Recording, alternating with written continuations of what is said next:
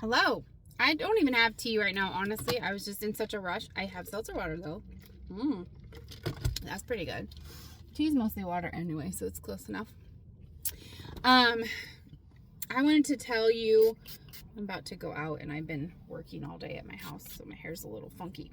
I want to talk about the guy that started with his aunt. This was the craziest experience I've ever had in my entire life. So we did meet on a dating app like usual, and he, all the things, nice, obviously everybody's nice at first, so it's not that strange.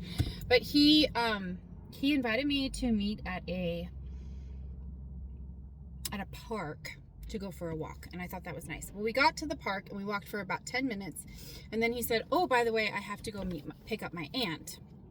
And I'm thinking, why are you planning a date for when you're supposed to go pick up your aunt? That just didn't make any sense to me at all.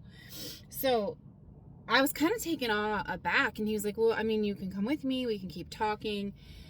This is where we're going. This is where I'm going to pick her up at." And we had actually, no, this was our second date. We'd had a good date at at like a little cafe or something like that. We'd been talking for a little while. So anyway, this one gets kind of complicated, and if I ever do write this book, there'll be a lot more details. I'll try to keep it short for this purpose. He convinced me to go with him to pick up his aunt from work, basically citing that afterwards we could go like at his apartment complex. There was like a trail or something that we could do after that. And I was like, okay, I mean, everything about this guy, like he had a really good job in the medical profession, like everything about this guy screamed stability. So I was like, okay, yeah, sure, I guess we can do that. Well, when we got there, I went to get out of the car because he was picking up his aunt. I felt like that would be respectful, right? And he was like, no, you don't need to go anywhere. Like, you're the guest, you stay in the front. Okay. She was beaming to meet me, which I felt very uncomfortable about. He did bring me back to the apartment. She had some stuff to bring in, so he did like bring me up to put some stuff away. And that's when I realized that there was something super weird going on. Thankfully, I had taken my car to his apartment complex. It was like 5 minutes from the park, which if I had known that, I don't think I would have met him, but he was pretty sneaky. So my car was there, but we had taken his car to go pick her up. So yeah, oh my gosh. Sorry, this is so scattered. It's been a day. Anyway, we're sitting and we're talking with the aunt for a few minutes, and then she like excuses herself to go relax in her room. And that's when it all shifted. And he started being like, "I like you so much, and my aunt's in the other room, so we have to be careful." And like, I'm not going to go into the specifics here on this app, but basically I got the impression that he had some kind of scenario in his brain in which he wanted to seduce a woman with the risk of being caught by the aunt. It's not that uncommon. It happens. But I was an unsuspecting participant until I realized what he was trying to do, and I noped my way out of there. I did learn a lot from that encounter.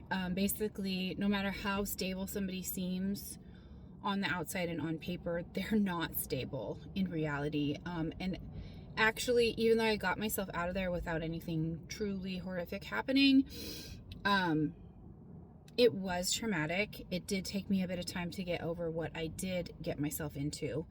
And it shifted my perspective on certain professions being trustworthy or not. And just because he lives with his aunt and takes care of his aunt, doesn't mean that he's a good guy, right? Like, people have more than one side to themselves. So it was difficult, but to say the least, to get over that encounter. And it's to the point now where I don't care how long we've been talking.